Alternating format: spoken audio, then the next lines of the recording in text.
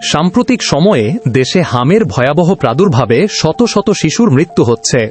যে রোগ টিকার মাধ্যমে অনেকটাই নিয়ন্ত্রণে আনা সম্ভব ছিল, সেটি এতটা ভয়ঙ্করভাবে ফিরে এলো কিভাবে, তা নিয়ে চলছে তীব্র আলোচনা ও দোষারোপ।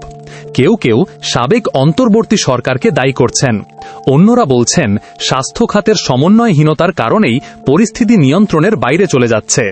অন্যদিকে জনস্বাস্থ্য বিশেষজ্ঞরা মনে করছেন শুধু টিকার ঘাটতিই নয়, শিশুদের অপুষ্টি, ভিটামিন এ ক্যাম্পেইনের ব্যর্থতা, সরকারিভাবে রোগ নজরদারির অভাব এবং সময়মতো চিকিৎসা না পাওয়ার মতো একাধিক কারণ এই সংকটকে ভয়াবহ করে তুলছে। হাম রোগটি আসলে কি?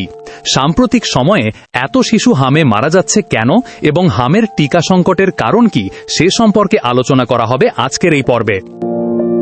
হাম মূলত মিজলস নামের এক ধরনের অতি সংক্রামক ভাইরাসজনিত রোগ। হাম হলে উচ্চমাত্রার জ্বর, কাশি, নাক দিয়ে পানি পড়া এবং চোখ রক্তবর্ণ হয়ে যায়।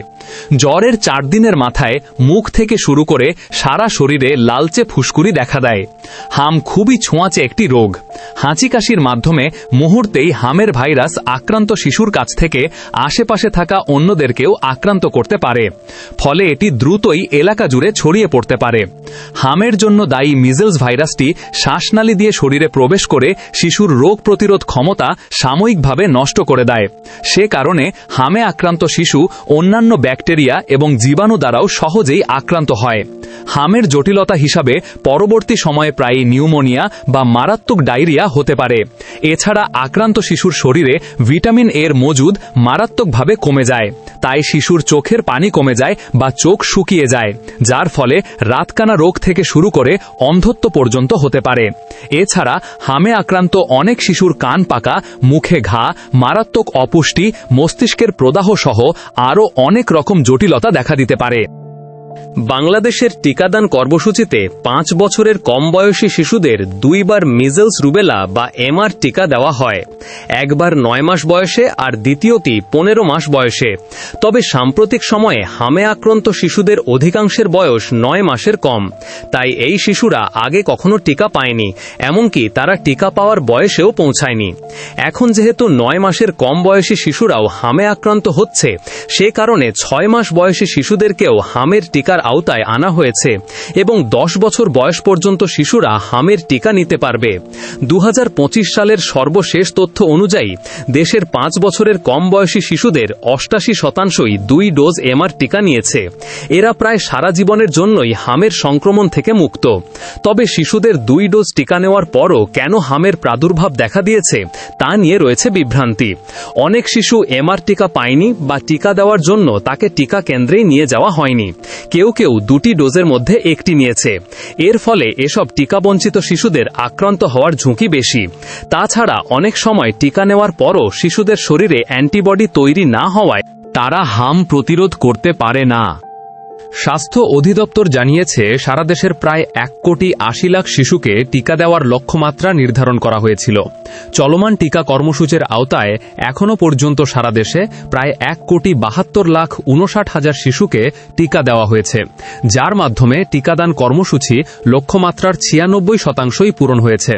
বাংলাদেশ সরকারি চুক্তির আওতায় ইউনিসেফের কাছ থেকে টিকা কেনে, কিন্তু 2025 সালে অন্তর্বর্তী সরকার 50% টিকা উন্মুক্ত দরপত্র পদ্ধতিতে কেনার সিদ্ধান্ত নেয়।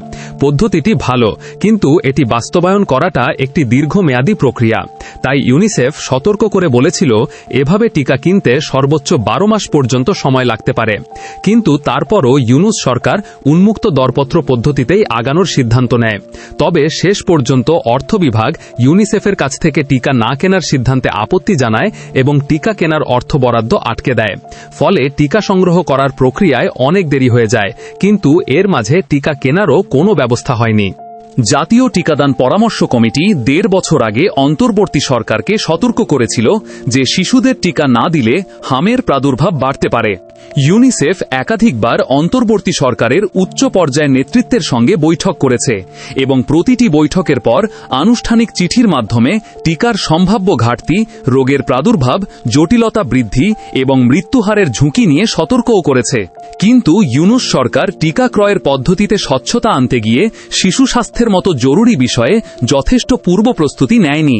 তবে বাংলাদেশ ইপিআরের একজন কর্মকর্তা জানান, অন্যান্য টিকার বিভিন্ন সময়ে ঘাটতি থাকলেও হামের এমআর টিকার কখনো ঘাটতি হয়নি। প্রতি 3 মাস পর পর চাহিদা অনুযায়ী বিভিন্ন জেলায় টিকা সরবরাহ করা হতো। অনেক জেলায় আগে থেকেই টিকা থাকার কারণে তারা গত 3 মাসে নতুন করে টিকাও চায়নি। এমনকি বর্তমানে চলমান ক্যাম্পেনের টিকাও গত বছরের সেপ্টেম্বরে ইপিআই এর কেন্দ্রীয় গোদামে এসে পৌঁছেছিল। তাই শিশুদের টিকাদানে ঘাটতির পেছনে টিকার সংকট নয়, বরং অন্য কিছু গুরুত্বপূর্ণ কারণ ছিল। টিকা আসার পরপরই একাধিকবার ক্যাম্পেইনের উদ্যোগ নেওয়া হলেও বিভিন্ন কারণে তা আলোর মুখ দেখেনি। এই সময় আগে থেকেই টাইফয়েডের টিকার ক্যাম্পেইন ছিল।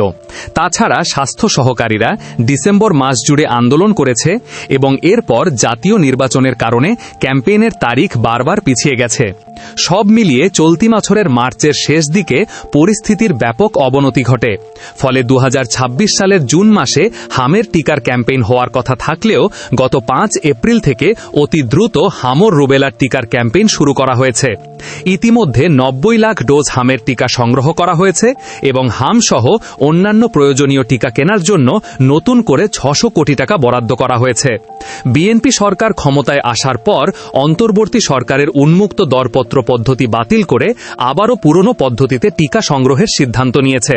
কিন্তু ইউনিসেফ বলছে, শুধু টিকার ঘাটতিতেই নয়, আরও বেশ কিছু গুরুত্বপূর্ণ কারণে হামের উপসর্গ নিয়ে শিশু মৃত্যুর হার বাড়ছে।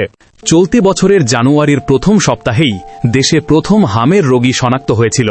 কিন্তু বাংলাদেশে রোগ নজরদারি ও প্রতিবেদন ব্যবস্থার দুর্বলতার কারণে হামে আক্রান্ত রোগীদের তথ্য যথাযথভাবে প্রকাশ করা যায়নি। তাছাড়া ভিটামিন এ ক্যাম্পেইনের দ্বিতীয় ধাপ পরিচালনা করতে না পারার কারণেও শিশুদের রোগ প্রতিরোধ ক্ষমতা কমে গেছে। বিশ্লেষকেরা বলছেন, বর্তমান সরকারও হামে মৃত্যু সংশ্লিষ্ট তথ্য প্রকাশ করছে না। মৃত শিশুদের বয়স কত ছিল, হাম হওয়ার কতদিন পর তারা হাসপাতালে এসেছিল, কোন শিশু কোন ধরনের জটিলতা নিয়ে ভর্তি হয়েছিল, মৃত শিশুদের সবার নিউমোনিয়া ছিল কিনা, নিউমোনিয়ার সঙ্গে আর কি কি ব্যাধি ছিল, হাসপাতালে আসতে কত শিশুর বিলম্ব হয়েছে, হাসপাতালের ব্যবস্থাপনায় কোনো ত্রুটি ছিল কিনা, হাম আক্রান্ত শিশুর চিকিৎসায় কোন কোন ওষুধ ব্যবহৃত হচ্ছে, এসব প্রশ্নের উত্তর জানা গেলে শিশু মৃত্যু প্রতিরোধে ভূমিকা রাখত বলে জনস্বাস্থ্যবিদরা মনে করছেন। এই কাজগুলো করার দায়িত্ব হল স্বাস্থ্য অধিদপ্তরের রোগ নিয়ন্ত্রণ শাখা সিডিসির। কিন্তু সিডিসির পক্ষ থেকে জানানো হয়েছে যে তারা হাম নিয়ে এ ধরনের কোনো কাজই করছে না। হাম এবং হামের মতো উপসর্গ দেখা দিলে অভিভাবকদেরকেও সচেতন হতে হবে। কোনো শিশুর জ্বর এবং শরীরে ফুসকুড়ি দেখা দিলে তা হাম হোক বা না হোক, অবশ্যই চিকিৎসকের পরামর্শ নিতে হবে। শিশুর শরীরে ফুসকুড়ি দেখা দেওয়ার দিন থেকে অন্তত 5 দিন অন্যান্যদের কাছ থেকে আলাদা রাখতে হবে। এ সময় আক্রান্ত শিশুর খাবার, পানীয় ও অন্যান্য স্বাভাবিক পরিচর্যা অব্যাহত রাখতে হবে। সেই সাথে চিকিৎসকের পরামর্শ নিয়ে অ্যান্টিবায়োটিক সহ শিশুর বয়স অনুযায়ী পরপর 2 দিন 2টি উচ্চ ক্ষমতা সম্পন্ন ভিটামিন এ ক্যাপসুলের সঠিক ডোজ খাওয়াতে হবে।